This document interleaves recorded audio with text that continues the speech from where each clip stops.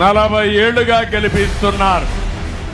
అందుకే రాష్ట్రంలో 8 మంది కేబినెట్ మంత్రులుగా బీసీలను పెట్టాం.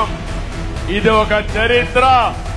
24 మందికి 8 మంది బీసీలు ఉండడం చరిత్ర అని చెప్పి కూడా నేను మీకు తెలియజేస్తున్నా.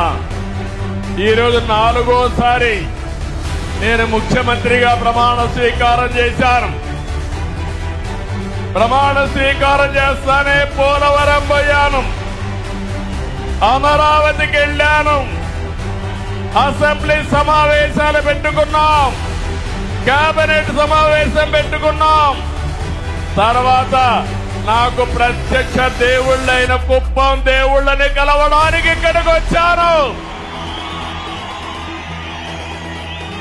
ఇక్కడి నుంచి ప్రజాక్షేత్రానికి వెళతాను. నేను మీకు హామీ ఇస్తున్నా, రాబోయే రోజుల్లో కుప్పంలో కరువు లేకుండా కరువుకు చెక్ పెట్టే బాధ్యత తెలుగుదేశం పార్టీ తీసుకుంటాం. అందరి నీవా నీళ్లు వస్తాయి, అన్ని చెరువులు నింపుతాం.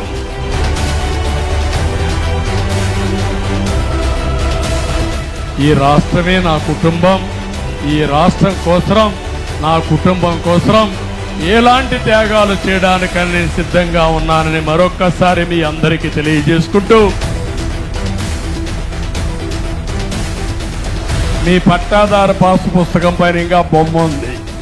ఏం చేయమంటారా బొమ్మని? ఏం చేయమంటారా బొమ్మని?